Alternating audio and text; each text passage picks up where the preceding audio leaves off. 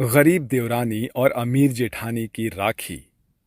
राखी ले लो राखी, सुंदर सुंदर राखी, फूलों वाली राखी, गुड्डे वाली राखी।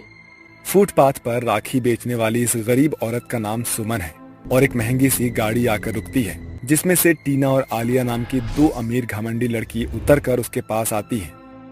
अरे सुनो जरा, कितने की बेच रही हो ये राखी? 10 रुपए की एक राखी है मैडम जी। क्यों, इन राखियों पर सोने का पानी चढ़ाया है क्या? एक राखी के 5 रुपए से 1 रुपए भी ज्यादा नहीं दूंगी। नाउ गिव मी 1 दर्जन राखी। माफ कीजिए मैडम जी, मगर मैं आपको 5 रुपए में एक राखी नहीं बेच सकती। 2 कौड़ी की गरीब फटीचर हमें राखी बेचने से मना करती है। एक तो फ्री फंड में इस फुटपाथ पर बाप का राज समझकर बैठ गई है राखियां बेचने के लिए। बस कीजिए मैडम जी, हम गरीब इज्जत और मेहनत की रोटी खाते हैं, मगर ये बात आप जैसे घमंडी अमीरजादी कहाँ समझेंगी। ये सुनकर टीना और आलिया गरीब सुमन की राखियां उठाकर रोड पर फेंक कर अपने सैंडल से उसे कुचलने लगती है। तभी वहाँ से गुजर रही एक गाड़ी वहाँ पर आकर रुक जाती है, जिसमें से अर्पिता नाम की एक अमीर औरत उतरकर वहाँ पर आती है, जो कि और कोई नहीं बल्कि गरीब सुमन की अपनी जेठानी होती है। उठो सुमन, ये सब क्या है? तुम इस हालत में इस फुटपाथ पर? मेरी तो कुछ समझ नहीं आ रहा। अपनी जेठानी को देखकर गरीब सुमन उसके गले लगकर फूट फूट कर रोने लगती है। अर्पिता दीदी, मैं गरीब तो बस ये राखी बेचकर अपने बच्चों के लिए थोड़ी खुशियां खरीदना चाहती थी। मैंने राजू और गुड्डी को वादा किया था, अब मैं अपना वादा कैसे निभाऊंगी? अगर सुमन की जेठानी इतनी अमीर है तो आखिर क्यों सुमन फुटपाथ पर बैठकर राखियां बेच रही है? माँ जी, आरती की थाली तैयार हो गई है, बस अब तो देवरानी जी के आने का इंतजार है। अर्पिता आज बहुत खुश है क्योंकि आज उसके देवर प्रवीण की शादी सुमन से हुई है। मगर अर्पिता की सास शारदा इस शादी से जरा भी खुश नहीं होती, क्योंकि अर्पिता अमीर खानदान से आई है और उसका ससुराल भी हर तरह से समृद्ध है, मगर सुमन गरीब घर से है। अर्पिता खुशी से भरकर दरवाजे पर खड़ी अपनी देवरानी की आरती उतारती है।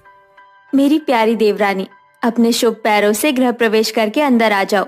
गृह प्रवेश के बाद सुमन अपनी सास शारदा का आशीर्वाद लेती है। माँ जी, सुमन को आशीर्वाद तो दीजिए। सदा सुहागन रहो अर्पिता बहू, मैं कमरे में जा रही हूँ। फिर सुमन अपनी जेठानी के भी पैर छूकर उनका आशीर्वाद लेती है। अरे मेरी प्यारी देवरानी, ये क्या कर रही हो? अपनी बहन जैसी जेठानी को आदर दे रही हूँ, क्योंकि आपकी वजह से ही आज मैं इस घर की बहू बन पाई हूँ। अमीर और गरीब घर से होने के बावजूद भी दोनों देवरानी जेठानी के बीच बहनों जैसा प्यार और लगाव था। थोड़े ही दिनों में राखी का त्योहार आ गया और उस दिन अर्पिता प्रवीण को राखी बांधती है। लाइए प्रवीण भैया, हाथ आगे बढ़ाइए। मेरी प्यारी देवरानी, तुम यही सोच रही हो ना कि मैं देवर जी को राखी क्यों बांध रही हूँ? वो क्या है ना, मेरा अपना कोई भाई नहीं, और मायके में मुझे माँ का आंचल और पिता का प्यार तो मिला, मगर भाई बहन की कमी हमेशा महसूस हुई। और फिर इस घर की बहू बनकर मुझे देवर के रूप में भाई और देवरानी के रूप में बहन भी मिल गई। ये सुनकर सुमन नम आंखों से कहती है, जेठानी जी, मेरा भी कोई भाई नहीं है, तो क्या हुआ, तुम्हारी जेठानी है ना, तुम मुझे राखी बांध दो। राखी का त्योहार भाई बहन का अटूट बंधन होने के साथ अधूरे रिश्ते का पूरक भी है। अर्पिता बहू, सुमन तेरी देवरानी है, मगर है तो गरीब घर की, इससे इतना घुलना मिलना ठीक नहीं। अर्पिता अपनी सास की एक नहीं सुनती। गुजरते वक्त के साथ सुमन गुड्डी और राजू की माँ बन जाती है। और फिर अर्पिता अगले 2 सालों के लिए मेरी पोस्टिंग दिल्ली में हो गई है। मैंने निशु का नाम यहाँ के स्कूल से ट्रांसफर करके दिल्ली में लिखवा दिया है। तुम सामान पैक कर लो। मगर राजीव, मैं नहीं जाना चाहती। जेठानी जी, मैं जानती हूँ आप इस घर को और मुझे छोड़कर नहीं जाना चाहती, मगर जेठ जी को आपके साथ की जरूरत है। उस दिन दोनों देवरानी जेठानी एक दूसरे से अलग हो जाती हैं और 2 दिन के बाद ही शारदा बेहोश हो जाती है और डॉक्टर द्वारा की गई जांच में शारदा को कैंसर होने का पता चलता है। शारदा की जान बचाने में प्रवीण घर और व्यापार को बेचकर पैसा लगाता है। अर्पिता के जाने के बाद उसकी गरीब देवरानी को अपने परिवार समेत दर बदर की ठोकरें खानी पड़ती है। तभी उन्होंने सड़क बनते हुए देखा और फिर सुमन तारकोल से एक घर बना देती है। वहीं गरीबी में गुजारा करने के लिए प्रवीण सिक्योरिटी गार्ड की नौकरी कर लेता है। 6 महीने बाद फटी चिटी साड़ी में बैठी सुमन मिट्टी के चूल्हे पर खाना बना रही होती है। तभी 5 साल की गुड्डी उसके पास आकर पूछती है, माँ, बहुत भूख लगी है, आपने खाने में क्या बनाया है? रात की सब्जी बची हुई थी, इसलिए बस रोटी बनाई है। सुमन रोटी सब्जी प्लेट में डालकर गुड्डी को खाने के लिए दे देती है। माँ, सब्जी तो खराब हो गई है।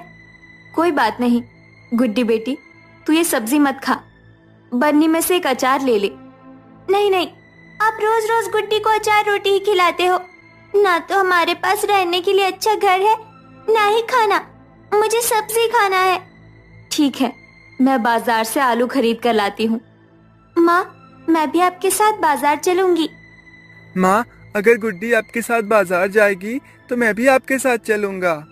सुमन अपने दोनों बच्चों राजू और गुड्डी को साथ लेकर बाजार आती है। पूरा बाजार रंग बिरंगी सुंदर सुंदर राखियों से सजा हुआ होता है। तभी अचानक एक राखी की दुकान के बाहर रुककर गुड्डी अपनी माँ का हाथ खींचते हुए राखी खरीदने की जिद करने लगती है। माँ, मेरे लिए एक राखी खरीद दो ना, मैं ये राखी राजू भैया को बांधूंगी। गुड्डी बेटी, ये दुकान वाली राखियाँ बिल्कुल भी अच्छी नहीं होती है। घर चलकर मैं तुम्हारे लिए अपने हाथों से सुंदर सी राखी बना दूंगी। असल में सुमन के पास राखी खरीदने के पैसे नहीं होते हैं। राखी ना खरीदे जाने पर गुड्डी और राजू उदास मन से अपनी माँ के साथ घर आ जाते हैं, जहाँ उसका पति प्रवीण बैठा हुआ होता है। अजी, आ गए आप? क्या बात है, इतने परेशान क्यों हैं? ये लो सुमन, मेरी इस महीने की तनख्वाह। अजी, ये तो सिर्फ 1000 रुपए है, इससे क्या होगा? सुमन, सेठ ने मुझे नौकरी से निकाल दिया। यह अमीर अपनी गलती भी हम गरीबों के सर मर देते हैं। अब सेठ की गाड़ी के शीशे पर खरोच लगी थी और उसके भरपाई में उसने मेरी तनख्वाह से 9000 रुपए काट लिए। मैंने आवाज उठाई तो उसने मुझे काम से ही निकाल दिया।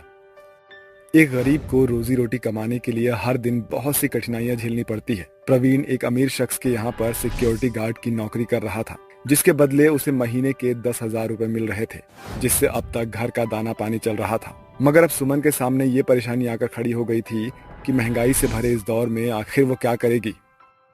क्या करूं? इस 1000 रुपए से घर का राशन भरवाऊं या नहीं? मुझे ये 1000 रुपए ऐसे काम में लगाना चाहिए जिससे घर की रोजी रोटी चले। सुमन गंभीरता से सोचने लगती है कि 1000 रुपए से आखिर वो क्या करे। और फिर राखी आने वाली है, क्यों ना मैं इस त्योहार में राखियां बनाकर बेचूं? उसी शाम सुमन राखी बनाने के लिए फूल, मोतिया, गोटे, धागे खरीद कर लाती है और रात भर जागकर ढेर सारी राखियां बनाकर उन्हें बेचने जाने लगती है। तभी राजू अपनी माँ को उम्मीद भरी नजर से देखकर कहता है, माँ, इस साल हम राखी का त्योहार धूमधाम से मनाएंगे ना? माँ, हमारे भी घर में इस बार राखी के त्योहार पर मीठी मीठी गुजियां बनेंगी ना? अपने गरीब बच्चे की इस ख्वाहिश पर सुमन का दिल भर आता है और उसका दर्द आंसू के रूप में छलक पड़ते हैं।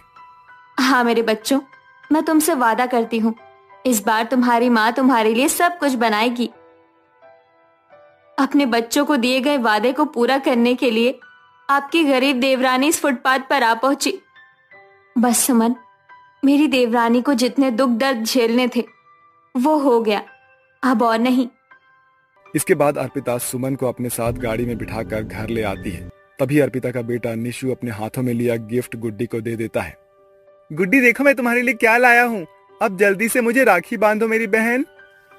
मगर मेरे पास आपको बांधने के लिए राखी नहीं है निशु भैया। तुम्हारी ताई जी के पास अपनी प्यारी गुड्डी के लिए ढेर सारी राखी है, मगर इससे पहले गुड्डी पहनेगी ये परी वाली प्यारी फ्रॉक। अर्पिता गुड्डी को नए कपड़े पहनाती है और फिर गुड्डी खुश होकर निशु और राजू को राखी बांधती है। और फिर अर्पिता डबडबाई आंखों से अपनी देवरानी को कहती है, देखो सुमन, तुमने जो मेरे हाथों पर राखी बांधी थी, मैंने उसका मान रखा और इस बार अपनी दीदी की कलाई पर राखी नहीं बांधोगी। सुमन खुश होकर अपनी जेठानी को राखी बांधती है और अर्पिता अपनी देवरानी के परिवार को राखी के उस रोज दिल्ली ले आती है। और राखी का त्योहार केवल भाई बहन के अटूट बंधन का ही नहीं, बल्कि वो बंधन भी है जो धागे से ज्यादा दिल के एहसास से जुड़ा है। हे भोलेनाथ, मुझ गरीब पर तरस खाइए, बस इतनी दया कर दीजिए प्रभु कि मेरी गरीब बेटियों का घर बस जाए और ये गरीब बाप अपने जीते जी अपनी 5 बेटियों का कन्यादान कर दे। ऐसा कहते हुए गिरधर भगवान के आगे हाथ जोड़े फूट फूट कर रोने लगता है। तभी गायत्री नाम की एक गरीब औरत जो कि वहां पर पूजा करने के लिए आई थी, वो कहती है, भाई साहब, भगवान पर भरोसा रखिए, क्योंकि भगवान के घर से कोई भी खाली हाथ नहीं जाता। मैं जानती हूँ एक बाप के दिल के ऊपर क्या बीतती है जब समय से बेटी की शादी ना हो। पता नहीं भगवान ही एक गरीब को ज्यादा बेटियां क्यों देता है। अब तक जितने भी रिश्ते वाले मेरी बेटियों को देखने आते हैं, और वो सब दान दहेज का लोभ लालच देखकर आते हैं और हर बार मेरी फूल सी बच्चियों को ठुकरा कर चले जाते हैं। ये गरीब बाप अपने घर की लक्ष्मियों को एक पराये घर को रोशन करने को दे देता है। क्या ये किसी दहेज से कम है? भाई साहब, आपकी 5 बेटी है और मेरे 5 बेटे। अगर आपको ठीक लगे तो मैं आपकी बेटियों को अपने घर की बहू बनाना चाहती हूँ। आप बस एक जोड़े में अपनी बेटियों की विदाई कर दीजिएगा, मुझे और कुछ नहीं चाहिए। कुछ ही दिनों में गिरधर मंदिर में अपनी बेटियों की शादी हरि प्रसाद के 5 बेटों से कर देता है और राधा, कंचन, गौरी, सुमन और पूनम अपने ससुराल आ जाती हैं, जो कि मिट्टी का पुराना घर था। कंचन, गौरी, सुमन, पूनम बहू, इसे अपना ही घर समझो। आज से तुम 5 इस घर की लक्ष्मी हो। अपने शुभ पैरों से गृह प्रवेश करो। जी माँ जी। 5 बहुएं गृह प्रवेश करके अंदर आ जाती हैं। थोड़ी देर में बहुत जोर से बारिश शुरू हो जाती है। हे भगवान, इस बारिश को भी अभी ही शुरू होना था।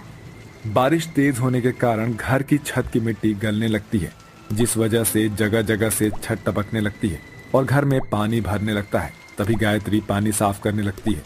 लाइए माँ जी, हम 5 को करने दीजिए। मगर बहू मैं कर रही हूँ। माँ जी, अब हम इस घर की बहू हैं और बहू के होते हुए हमारी सास काम करे, यह हमें अच्छा नहीं लगेगा।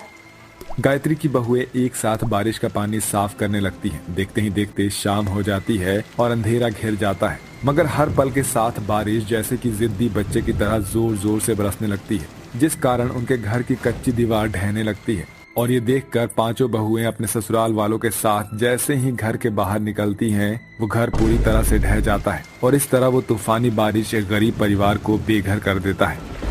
क्यों ऊपर वाले, हम गरीब के सर से छत छीनकर तुझे क्या मिल गया?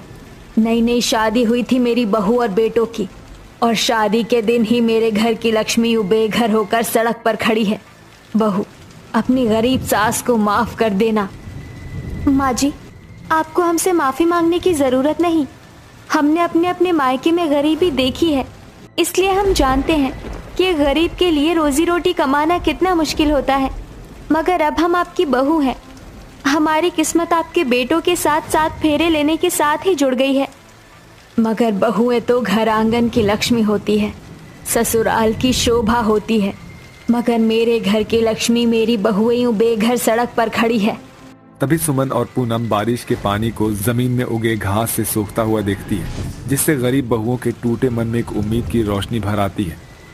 माँ जी, आप चिंता मत कीजिए, हम सब साथ मिलकर फिर से अपना घर बनाएंगे। मगर सुमन, बिना पैसों के घर बनाना तो दूर, घर की दीवार भी खड़ी नहीं हो सकती है। हम 5 भाइयों के पास अभी कोई काम नहीं है और जो थोड़े बहुत पैसे भी थे वो सारे के सारे पैसे शादी में खर्च हो गए।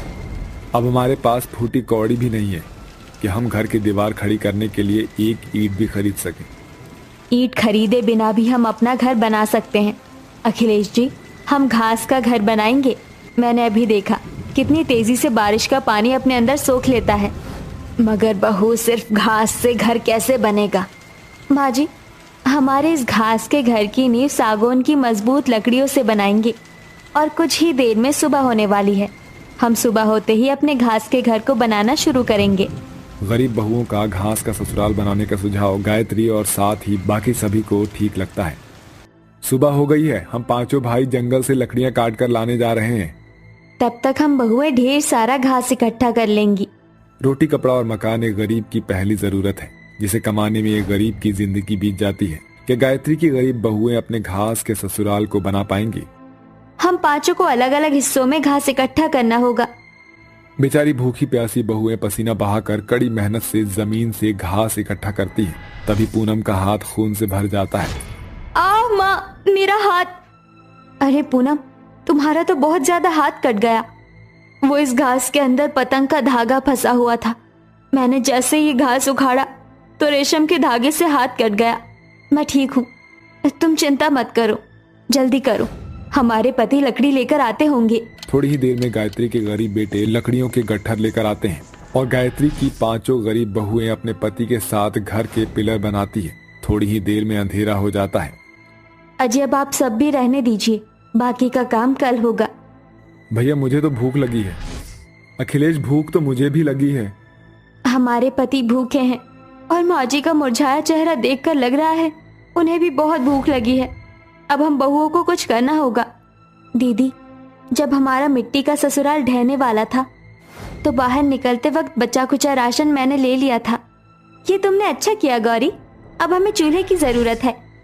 अपने पति और सास ससुर की भूख मिटाने के लिए वो गरीब बहुएं इधर उधर से कुछ टूटे फूटे ईंटों को इकट्ठा करके उससे चूल्हा बनाकर रोटी बनाकर नमक के साथ अपने ससुराल वालों को खाना परोसती है। अजी ये लीजिए, खाना खाइए। माफ कीजिए, बस जो था हमने उससे खाना बना दिया। गर्मा गर्म रोटी और नमक है, इसे खाकर आप पांचों भाई भूख मिटा लीजिए। माँ जी, आप भी खाइए। अपने गरीब बहुओं के मन में अपने लिए इतना प्यार और फिक्र देखकर गायत्री की आंखों से आंसू झलक जाते हैं। ये क्या माँ जी, आप रो रही हैं? खुशी के आंसू है बहू। तुम जैसी 5-5 बहुएं पाकर तुम्हारी ये सास धन्य हो गई। जुग जुग जियो। अपने ससुराल वालों को खाना खिलाने के बाद उन गरीब बहुओं के खाने के लिए कुछ भी नहीं बचता, जिस वजह से वो भूखी ही सो जाती हैं। अगले दिन सुनिए, हम बहुएं अब ये घर पूरा कर लेंगी। आप पांचों भाई जाकर रोजी रोटी कमाइए, क्योंकि एक घर तभी चलता है जब रोटी कमाए और एक रोटी बनाए। ठीक है राधा, हम जाते हैं। अपने पतियों को रोजी रोटी कमाने के लिए भेजकर गायत्री की गरीब बहुएं खुद भूखी प्यासी अपने घास के ससुराल को बनाती हैं और एक हफ्ते में वो अपने हाथों के हुनर, मेहनत और लगन से बहुत ही सुंदर और मजबूत घास का ससुराल पूरी तरह से बना लेती हैं, जिसमें सुंदर सा आंगन और अलग कमरों का बड़ा घर होता है। और डबडबाई आंखों से अपने घास के ससुराल को देखते हुए कहती है, पूनम, सुमन, कंचन, राधा, देखो आखिरकार हम गरीब बहुओं ने अपना घास का ससुराल बना ही लिया। हाँ गौरी, अब हम गरीब बहुओं को रहने के लिए हमारा अपना बनाया घास का ससुराल और घर आंगन है। इसी के साथ गायत्री अपनी पांचों गरीब बहुओं का घास के ससुराल में गृह प्रवेश कराते हुए उनकी आरती उतारकर उनके पैरों को दूब, घास और दूध से धोकर कहती है, स्वागत है इस घास के ससुराल में तुम सबका। बहू, तुम पांचों ने घास का ससुराल बनाकर अपनी सास को इस धूप की अहमियत का एहसास दिलाया है, इसलिए इस धूप के स्पर्श के साथ मैं इस घर की लक्ष्मी का स्वागत करती हूँ। फिर पांचों बहुएं गृह प्रवेश करके अंदर आती हैं। सचमुच तुम पांचों ने जिस तरह से बेघर हो जाने के बाद उन बुरे हालातों में हमारे परिवार को संभाला है ना, सच तो ये है कि तुम पांचों के कारण आज हम इस घर में हैं। अजी, घर तो परिवार से बनता है। आप सबके साथ से ही हम बहुएं ये घर बना पाई हैं, मगर अब इस घर में कोई दुख, कोई गम नहीं होगा। होगी तो बस खुशियां ही खुशियां। इसी के साथ गायत्री की बहुएं सभी रिश्तों के साथ अपने घास के ससुराल में खुशी खुशी रहने लगती हैं। अगर परिवार में प्यार हो तो घर चाहे मिट्टी का हो या किसी गरीब की झोपड़ी, उस घर आंगन की खुशियां कभी नहीं खोती हैं।